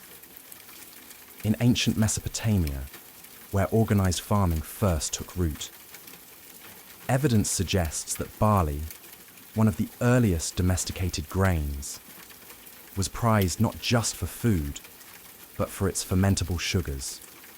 Once harvested, barley could be stored, ground, and used in both bread and beer production. And unlike water, which was often polluted, fermented beer was safe to drink and could be stored longer. This made it essential for early communities, Especially in arid or semi-arid regions where water supplies were unreliable, beer production also necessitated a level of social organisation. Brewing required tools, storage vessels, controlled temperatures, and precise timing. This encouraged division of labour, technological innovation, and even early science. Clay tablets show that ancient brewers understood fermentation processes well enough to replicate them consistently. No small feat in an age without thermometers or yeast packets. In urban centres like Uruk and Babylon, breweries became part of state and temple economies. Rations of were distributed to workers, soldiers, and bureaucrats. Taxes could be levied in grain or beer, and because beer was tied to both the economy and religion, its production was closely monitored and regulated. This meant that brewing contributed to the rise of bureaucracy, record-keeping, and standardized weights and measures. Beer was also instrumental in the growth of trade networks. Regions with surplus grain and brewing knowledge exchanged beer, ingredients, and brewing tools with neighbouring cultures. Pottery jars filled with fermented beverages have been found in Levantine and Egyptian trade sites, suggesting beer was a commodity worth transporting. In short, beer helped humans settle, organise, and thrive. It fueled workers, connected cities, supported rituals, and justified grain cultivation. The frothy beverage was far more than a treat. It was liquid infrastructure, building the foundation of the ancient world, sip by sip. Long before breweries were industrialized or recipes were written down, beer was the domain of women. In many ancient cultures, brewing was not a male-dominated profession, but a household art practiced almost exclusively by females, and far from being a kitchen chore. Brewing was seen as a sacred and skilled craft, passed from mother to daughter like an heirloom recipe. In Sumerian society, beer was so entwined with femininity that even the goddess of brewing, Ninkasi, was female. This wasn't symbolic. It reflected the reality that Sumerian women were the principal brewers in both domestic and temple contexts. Brewing and baking were often done side by side, and in the early days, both involved fermentation. While men oversaw politics and trade, women made the food and drink that sustained the household and society. In Egypt, women continued to dominate brewing, especially in the home. Beer was brewed in clay vessels using lightly baked loaves of grain, water, and flavorings. The process was labor-intensive but routine. Many women brewed daily or weekly, not just for family consumption but for sale or trade in local markets. In wealthier households, female servants or workers managed small-scale breweries.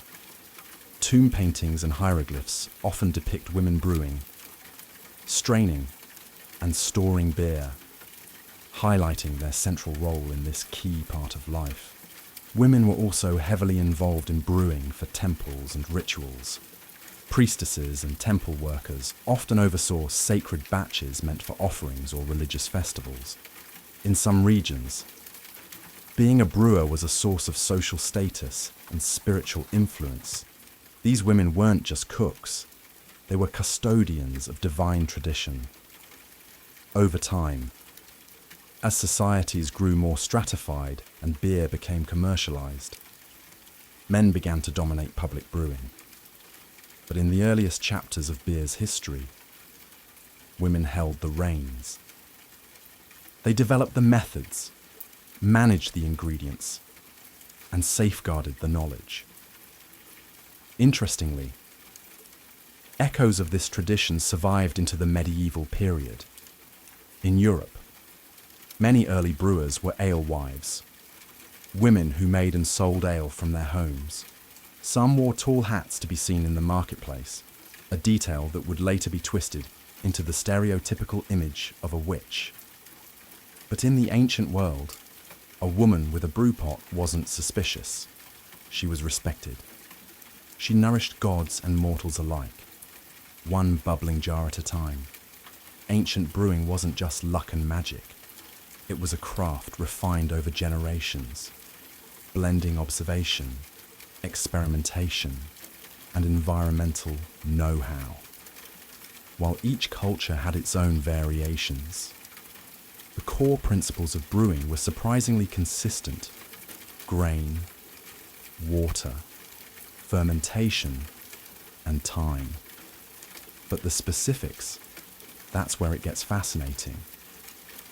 The primary grain used across much of the ancient world was barley, though emmer wheat was also common, especially in Egypt. These grains were chosen not only for their availability, but because they naturally contained the sugars and enzymes necessary for fermentation. Grains were usually partially malted, soaked in water, and allowed to germinate slightly. Then either ground into mash or baked into loaves of bread, specifically intended for brewing. In both Mesopotamian and Egyptian traditions, these bread loaves, often called bapir in Sumer, were crumbled into large ceramic vats filled with water. The mixture was stirred, sometimes boiled, and then left to ferment. Natural yeast from the air, or from the vessels themselves, triggered the fermentation process. No one knew what yeast was, but they knew it worked, and that certain vessels made better beer, likely because they housed residual yeast colonies. To sweeten or flavour the beer, brewers added dates, honey, herbs, or spices. Egyptian beer, in particular, was often thick and sweet, almost like a liquid porridge. Filtering was optional. Some versions were consumed with straws to avoid sediment. Others were so nutritious that beer was considered a meal in itself, especially for labourers and the poor. Temperature played a key role. In hot climates like Egypt and Mesopotamia, brewers timed their work carefully and used cool storage pits or shaded courtyards to control the environment. In some cases, beer was aged in sealed clay jars, while in others it was meant to be consumed fresh. Brewing tools included large clay vessels, wooden paddles, woven sieves, and sometimes stone hearths for heating. Everything was made by hand, and every batch was slightly different, but the knowledge was passed down orally or ritually, preserved through repetition, song, and prayer, like the hymn to Ninkasi. Far from primitive, ancient brewing techniques were sophisticated adaptations to local climates, grains, and cultural preferences. They reflect not just culinary skill, but an intimate relationship with nature, time, and transformation. A kind of alchemy where grain and water became a sacred, social elixir. As beer became central to daily life, its role expanded far beyond the household or temple. In many ancient civilizations, beer was not just a beverage, it was currency, commodity, and economic engine. From workers' wages to state taxes, beer was woven directly into the fabric of ancient commerce. In Mesopotamia, beer was a key component of the ration system. Workers, including builders, farmers, and even scribes, received daily portions of beer as part of their standard pay. The amount and quality varied by rank. Higher officials received more refined beer, while labourers got thicker, coarser varieties. Detailed cuneiform tablets list these allocations, and thousands of ancient receipts show beer transactions, proof that it was as important as silver or grain in the economic ecosystem. Beer production itself became a professional trade. Breweries, often attached to temples or estates, required a small army of labourers, grain collectors, millers, bakers, fermenters, and transporters. Some regions specialized in beer production, creating regional styles and establishing localized trade routes. These beers weren't bottled and shipped as today, but they could be moved in ceramic jars sealed with wax or cloth. Traders bartered beer for other goods like wool, pottery, and olive oil. In Egypt, the picture was similar. Beer was produced on an enormous scale in both urban centres and rural estates. Breweries were often attached to state granaries, and their output supported workers, soldiers, and temple activities. Beer was taxed, tracked, and stockpiled like any strategic resource. In hard times, beer even became a bartering tool in place of scarce currency. Beer also played a role in long-distance trade. Clay vessels with residues of barley-based brews have been found as far apart as the Levant, Cyprus, and Nubia, suggesting that fermented beverages were exchanged alongside luxury items. While wine would eventually dominate elite markets, beer remained the people's drink, embedded in every transaction from village markets to temple distributions. Its portability and perishability made beer a uniquely local economic product, but one with national importance. Its production supported farmers, artisans, merchants, and priests alike. It was both daily sustenance and state infrastructure. In short, ancient beer wasn't just consumed, it was counted, traded, stored, and spent. It helped build pyramids, fund temples, and sustain empires. A mug of beer may have cost a few copper coins, but behind it stood a microcosm of civilization. In the ancient world, beer was the great equalizer. Everyone drank it, but not everyone drank the same kind. Just as with food, clothing, and language, beer reflected and reinforced the rigid social hierarchies of the time.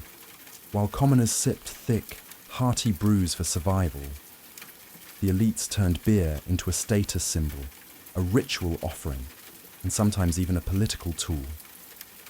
Among the Sumerians and Akkadians, workers were issued daily beer rations. Their brews were dark, unfiltered, and dense, more stew than drink, but incredibly nourishing. These were functional beers, meant to sustain labourers in hot, arid conditions. Yet even here, there was variation. Some tablets mention at least 9 distinct types of beer, ranked by quality and purpose. The better versions were often reserved for scribes, priests, or administrators, showing that beer was already being used to draw class lines. In Egypt, the contrast was even starker. While everyday Egyptians drank a thick beer made from emmer wheat and flavoured with dates, the wealthy enjoyed refined brews, lighter, sweeter, and sometimes filtered.